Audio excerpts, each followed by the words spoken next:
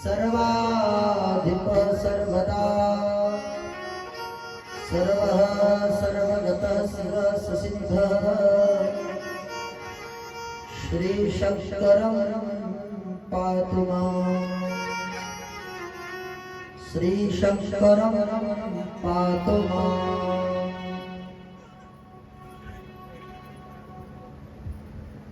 श्री शाम्ब सदाशिवाय नमः।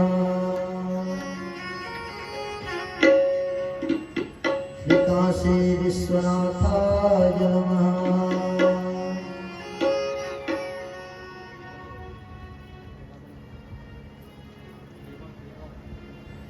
शिव है सती शिव है भक्ति शिव है मुक्तिधाम शिव है ब्रह्मा शिव है विष्णु शिव है मेरा नाम।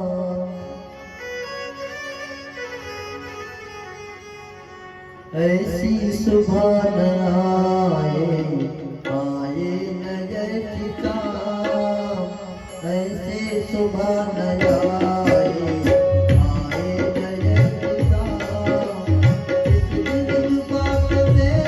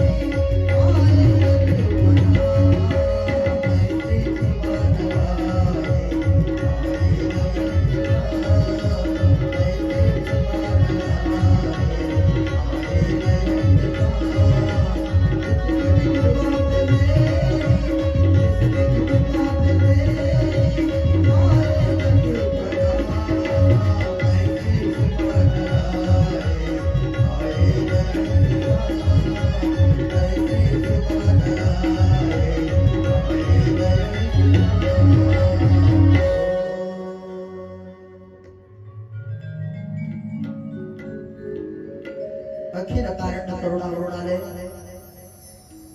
बहुत बामन श्री काशी विश्वनाथ पिनाकधारी शशि शेखर चंद्रभूषण देवाधिदेव महादेव भगवान के पावन चरणों में नमन करते हुए ग्राम इष्ट देवता कुल देवता गृह देवता आवाहिक समस्त देवों के चरणों में नमन करते हुए जिस माँ के गर्भ से जन्म लिए जिस पिता से रक्षित गुरु की ज्ञान को प्राप्त करके भक्ति की मार्ग पर प्रशस्त कराने वाले मेरे माता पिता गुरुदेव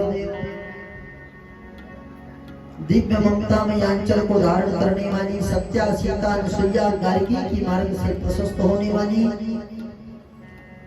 ध्रुव प्रहलाद की तरह धर्म की धारा को ग्राम श्रीपद की पावन धरा पे प्रवाहित कराने वाले जायसवाल परिवार जिसमें श्रीमान गोपाल प्रसाद जायसवाल जी उनके धर्म पत्नी एवं उनके पुत्र और पुत्र बधू ग्राम के श्रोता समाज सबके हृदय में जर्रे जर्रे में व्याप्त परमात्मा शिव के चरणों में नमन करते हुए सिया राम मैं सब जग जानी करो प्रणाम जोर जुग पानी।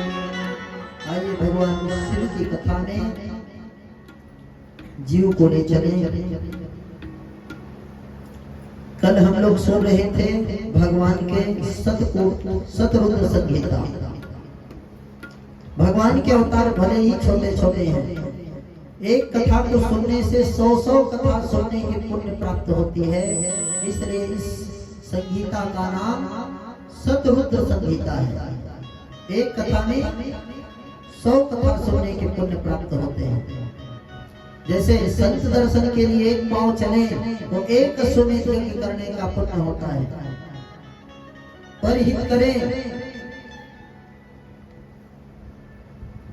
उसी प्रकार से ये सब रुद्र संहिता की महिमा यहाँ से विश्राम होती है। सुक्त जी कहते हैं जिसमें भारत की भूमि पर जितने भी छोटे छोटे शिवलिंग की महिमा बताया गया है सब पुण्यदायी है। श्रेष्ठ तो 12 ज्योतिर्लिंग की कथा है। इस पृथ्वी के सभी तीर्थों में जितने भी शुभ लिंग हैं, कहीं पर स्वयं लिंग है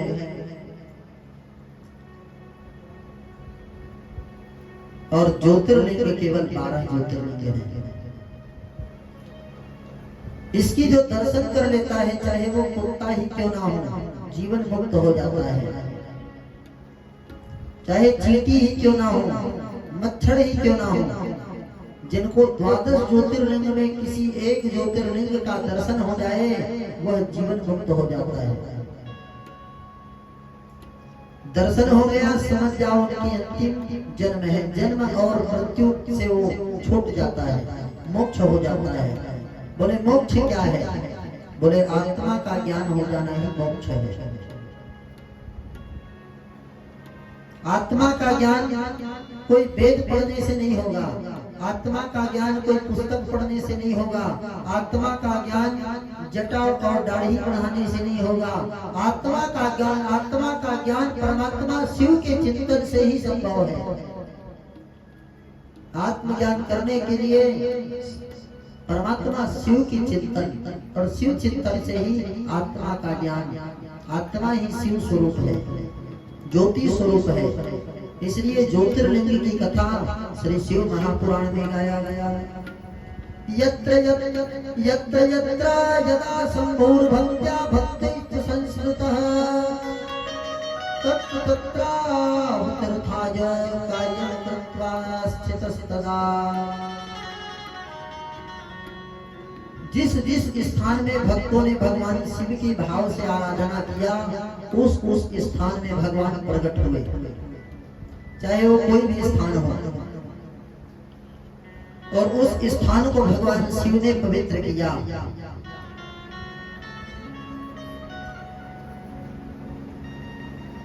पृथ्वी में जितने भी शिवलिंग हैं उनकी कोई गणना नहीं है, अनगिनत शिवलिंग है।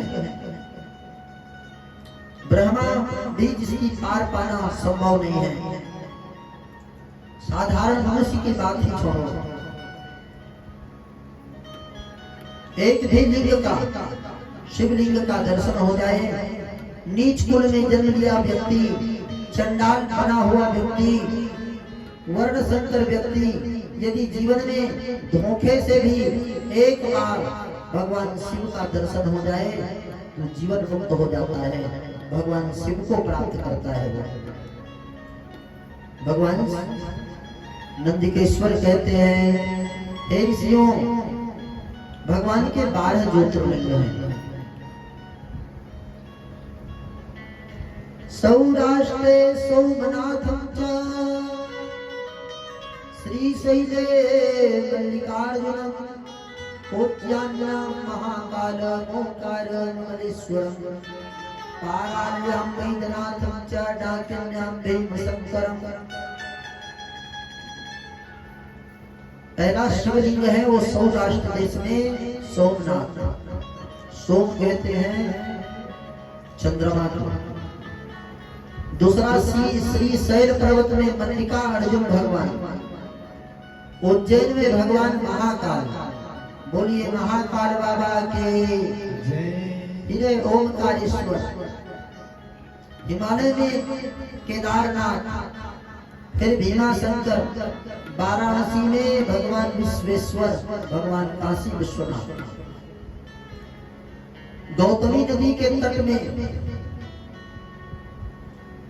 गौतमी नदी के तट में त्रयंबकेश्वर, चिता भूमि में वैद्यनाथ बिहार में, और दारुकावन में भगवान नागेश्वर, सेतुबंध में भगवान रामेश्वर, और शिवालय में भगवान घोषमेश्वर।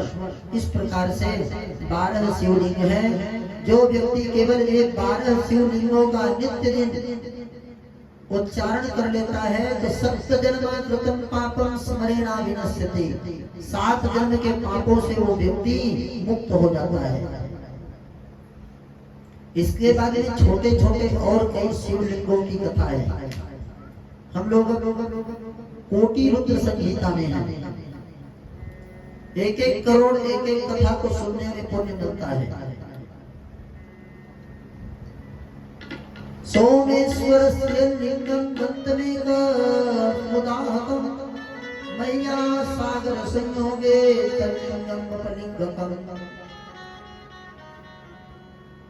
महानदी गंगा सागर, जिस सागर को महाराज सगर ने खुदवाया। सगर ने क्यों खुदवाया? क्योंकि सगर के 60,000 पुत्र कपिल भगवान के क्रोध की अग्नि से भस्म हो गए थे। और भगवान वामन ने जब अवतार लिया, एक पांव से पृथ्वी अतल वितल सुतल तलातल रसातल पाताल लोक को नाप लिया। एक पांव को जब आकाश में लेके गए भूल, तो भगवान ब्रह्मा सोचने लगे ये चरण बार बार नहीं आएंगे, तो भगवान वामन के चरणार बिंदु को धो करके कमंडल में रख लिया। ये 60,000 पुत्र सगर के ऐसे थोड़ी बने, ये शिव की कृपा है। सगर महाराज ने जब आराधना किया, यज्ञ कराया, तो इसके पत्नी के गर्भ से फुटबॉल की तरह मांस पिंड जन्म हुआ। 9 तो बेटा था और 9 बेटी थी, गोल मांस पिंड का लोथड़ा जन्म हुआ।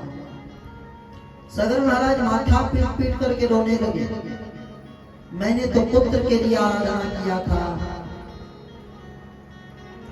गुरु ने समझाया, वशिष्ठ ने, बेटा संतान की यदि कामना हो तो शिव की आराधना शुरू कर दो। इतना तपस्या किया, भगवान शिव को बना दिया, और भगवान शिव त्रिशूल और डमरू को लेकर प्रकट हो गए। शंकर भगवान ने सगर के घर में जो मांस पिंड पैदा हुआ था, उस मांस पिंड को 60,000 टुकड़ा किए अपने त्रिशूल से। एक एक टुकड़ा एक एक पुत्र बने। 60,000 बार मांस पिंड को अलग अलग अलग अलग काटा, तो वही सगर के 60,000 बेटा बना। सगर महाराज ने सभी पुत्रों को गंगा की आराधना करने के लिए भेजा, परंतु कोई पुत्र गंगा को प्रसन्न नहीं कर पाए। गंगा कहाँ थी? आकाश में। आकाश में ब्रह्मा जी के कमंडल में।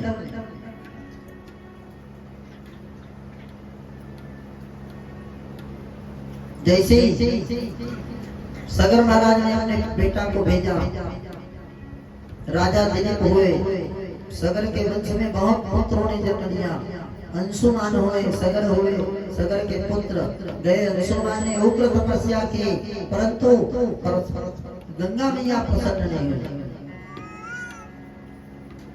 अंत में दिलीप को भेजा, दिलीप भी प्रसन्न नहीं कर पाया। तब सगर के नाती भगीरथ, बेटा भगीरथ, हमारे 60,000 संतान नर्क में हैं। क्या करे दादा? बोले जाओ, जा करके गंगा मैया को प्रसन्न करो। उग्र तपस्या किया, गंगा प्रसन्न हो गई भगीरथ की तपस्या से। भगीरथ से बोले, भगीरथ मैं अपने बेग को लेकर के जब धरा पर उतरूंगी तो ये धरती रसातल में डूब जाएगी, मुझे धारण करने के लिए कोई पात्र की व्यवस्था कर लो। है ना, गैया को यदि दूध दोहना है तो कोई पात्र चाहिए, मुझे रखने के लिए कोई पात्र की व्यवस्था करो। तब भगीरथ ने भगवान शंकर जी का आराधना किया। बाबा, गंगा को ब्रह्मा ने, विष्णु ने, जितने देवता हैं सब किसी ने धारण करने में समर्थ नहीं है, सब हट गए पीछे। तब भगवान भोलेनाथ का आराधना किया, बाबा आप ही कुछ कर सकते हैं। तो भगवान शिव हिमालय की कंदरा पे जटाओं को खोल करके बैठे और गंगा मैया सप्तर्षि मंडलों को छलकते हुए, हिलोर मारते हुए गंगा अपनी तरंग को लेकर के हिमालय की कंदरा पर प्रकट हो गए। भगवान शिव ने गंगा को खोल दिया। गंगा सोचने लगे, मैं शिव को डुबा दूंगी रसातल में। दोनों में हार जीत होने लगी। अंत में गंगा मैया ने हार मान लिया और भगवान शंकर ने उस गंगा को अपने जटाओं में धारण कर लिया। और धारण करने के बाद में भगवान भोलेनाथ का नाम गंगाधर पड़ गया। बोलिए गंगाधर भगवान की जय। है ना, गाते भी हैं, जय गंगाधर जय गिरिजाधीता। भगवान को गंगा बहुत प्यारी है। क्यों? गंगा निर्मल है, गंगा का मन निर्मल है, और जिसका मन निर्मल होता है वही भगवान शिव की प्राप्ति करता है। इसीलिए भगवान पार्वती को गोद में और गंगा मैया को सिर में रखते हैं। एक बार पार्वती और भोलेनाथ में लड़ाई हुआ, नारद ने लड़वा दिया।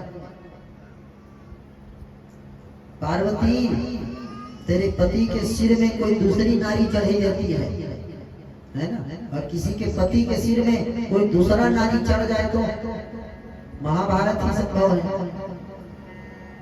क्या कहते हो? हाँ, दूसरी नारी चढ़ी रहती है, देखना एकाएक ध्यान से। और पार्वती को गंगा मैया देखती थी तो छिप जाती थी। पार्वती ने आज भीड़ गई, ये तू कौन है?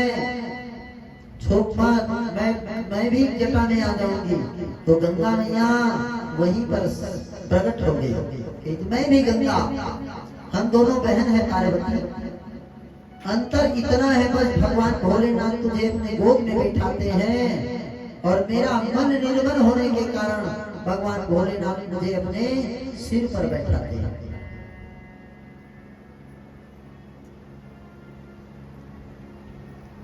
तू भी हिमालय की बेटी और मैं भी हिमालय की पुत्री। गंगा भी किसकी बेटी? हिमालय। गंगा प्रकट कहाँ हुई? हिमालय में। और पार्वती भी प्रकट हुई हिमालय में। और वही गंगा भगवान शंकर जी ने जटाओं को जैसे समेटा, समेट करके गंगा को जैसे निचोड़ा, बड़े बड़े चट्टानों से, बड़े बड़े वृक्षों से टकराते हुए गंगा हिमालय पर्वत से बहना शुरू की। और वही गंगा हरिद्वार होते होते 3 भागों में 3 धाराओं में बट गई। गंगा, जमुना, सरस्वती। जैसे भक्ति की 3 धारा है। प्रथम धारा का नाम विश्वास है, दूसरी धारा का नाम संबंध है और तीसरी धारा का नाम समर्पण है ना। पुराण की भी 3 धारा है और गंगा की भी 3 धारा है और माता लोग अपने सिर के बाल पूछते हैं, उसमें भी 3 धारा। 2 दिखाई देता है लेकिन तीसरा उसी में लुप्त रहता है। गंगा दिखाई देती है ना, जमुना भी दिखाई देती है लेकिन सरस्वती लुप्त अवस्था। गंगा जब प्रकट हुई तो दूध के समान सफेद थे। सतयुग में 5000 वर्ष के लिए गंगा धरती पर आई। गंगा की उत्पत्ति की कथा बहुत लंबी चौड़ी है। उस गंगा ने जांगनू ऋषि को बहा करके ले जाने लगी। भगीरथ ने मुड़ करके देखा तो गंगा पीछे पीछे आ रही थी, लुप्त हो गई। भगीरथ ने जाके जांगनू ऋषि का हाथ जोड़ के प्रार्थना किया, बाबा मेरी गंगा आ रही थी। जांगनू ने कहा मैंने उस गंगा को पान कर लिया है। भारत में ऐसे ऐसे ऋषि हुए जो मात्र 3 बसर में पूरा गंगा को पी गए। अगस्त ऋषि जिसका जन्म धरा से हुआ है, जब वृंदावन में 7 दिन और 7 रात्रि बारिश हुई, जिस समय भगवान ने गोवर्धन को उठाया, नंद बाबा कांप गए थे। लाला मैंने 85 वर्ष की उम्र में कभी ऐसा बारिश नहीं देखा था मूसलाधार। कि तुम चिंता मत करो ना बाबा, कहते पानी डूब जाएगा पूरा गोकुल वृंदावन, बोले चिंता मत करो। अगस्त ऋषि को आज्ञा दिया तो 3 बार में आचरण कर दिया, 7 दिन और 7 रात्रि की पानी। जांगनू ऋषि का जब आराधना किया तो जांगनू ने अपने जंघा को मारा तो उसी जंघा को सोचने लगे कि मुख से निकालूं तो गंगा मैया दूसरी हो जाएगी, है ना। तो जांगनू ने जंघा को मारा तो जंघा को फाड़ करके गंगा प्रकट हुई। गंगा का एक नाम पड़ा, बोलिए जाह्नवी मैया के। जान से प्रकट होने के कारण जाह्नवी पड़ा। वही गंगा प्रयागराज में आकर के मिल गई तीनों बहन। संगम है वही। संगम क्यों? क्योंकि स्वर्ग जाने का रास्ता है। स्वर्ग यदि कोई जा सकता है हरिद्वार से और प्रयागराज से, जहाँ त्रिवेणी संगम मिलती है ना। और जहाँ पर भगवान शिव की कथा होती है वो भी त्रिवेणी संगम से कोई कम नहीं। वहां पर गंगा जमुना सरस्वती मिलती है और जहाँ पर शिव पुराण की कथा होती है वहाँ सब लोग भक्त एक साथ मिलते हैं। ये भी एक त्रिवेणी संगम है। वो तन को पवित्र करने वाली है और कथा मन को पवित्र करने वाली है। तन रोज मैला होता है लेकिन मन कभी कभी मैला होता है। उस कथा को, उस गंगा को भगीरथ ने लाया और कथा रूपी गंगा को गोपाल प्रसाद जायसवाल जी ने लाया। किसके लिए? मन के लिए। कथा किसको शुद्ध करती है? मन को। और गंगा तन को, तन रोज मैला होता है और मन कभी कभी मैला होता है। मन की सफाई कथा रूपी गंगा से और तन की सफाई केवल गंगा से, है ना। गंगा गंगे योद्या योजनानां सतीरपि विमुच्यते सर्वपापेभ्यो विष्णु लोकं सगच्छते। महाराज सागर देखने लगे। अब गंगा तो उतर गई लेकिन गंगा को रहने के लिए कोई स्थान बनाया जाए तो गंगा को रखने के लिए सागर खुदवाया। सागर ने अपने नाम से उस खुदवाया उस जगह का क्या नाम रखा? सागर। गंगा आई तो गंगा सागर पड़ गया और वही गंगा सागर में सागर महाराज ने एक शिव भगवान शिव का पूजन किया। उस शिव का नाम क्या पड़ा? सोमेश्वर। बोलिए सोमेश्वर महादेव की जय। सागर के तट में हुआ इसलिए उसका नाम सोमेश्वर शिवलिंग पड़ा। भृगु कक्ष में रुद्रेश्वर नाम पड़ा उसी का, रुद्रेश्वर महादेव। उसके बाद में नर्मदा नदी के तट में, नर्मदा का रंग कैसा? दूध के समान, है ना। गंगा प्रकट कैसी हुई थी? दूध के समान। कलयुग के आते आते पिक्चर बन गया, राम तेरी गंगा मैली हो गई, है ना। अभी अभी मोदी जी ने सफाई करवाया, नहीं तो कोई आचरण करने वाले नहीं थे। तो वहां पर भगवान गंगा दूध के समान थी, इसलिए भगवान का स्थापना हुआ। भोलेनाथ का नाम पड़ा दुग्धेश्वर महादेव। कहाँ? दूध धारा के पास, अमरकंटक में, नर्मदा नदी के तट में दूध धारा है और कपिल धारा। तो भगवान भोलेनाथ का नाम दुग्धेश्वर महादेव पड़ा। बोलिए दुग्धेश्वर महादेव की जय। ओमकारेश्वर, ओमकारेश्वर के पास में कर्दमेश्वर, भगवान शिव का नाम कर्दमेश्वर पड़ा। बोलिए कर्दमेश्वर महादेव की जय। एक कर्दमेश्वर महादेव कर्दम ऋषि के नाम से पड़ा। कर्दम ऋषि की पत्नी है देवहूति। देवहूति को जब भगवान कपिल ने जब सांख्य शास्त्र का कथा सुनाया,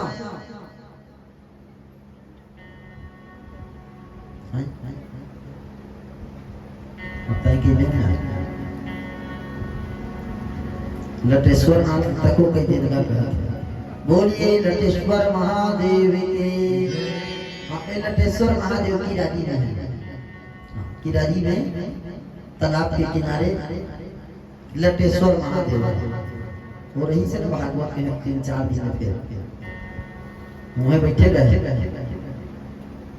बोलिए लटेश्वर महादेव की जय। छोटे छोटे उपलिंग हैं, ज्योतिर्लिंग नहीं है।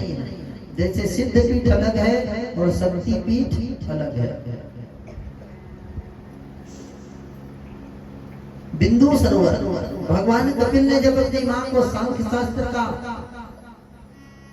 कथा सुनाया, इसी का नाम कपिल गीता है। गीता एक नहीं, कई गीता है। एक गुरु गीता है, एक कृष्ण गीता है, एक कपिल गीता है, एक अष्टावक्र गीता है। अलग अलग गीता है। तो मैया को जब इसने कथा सुनाया,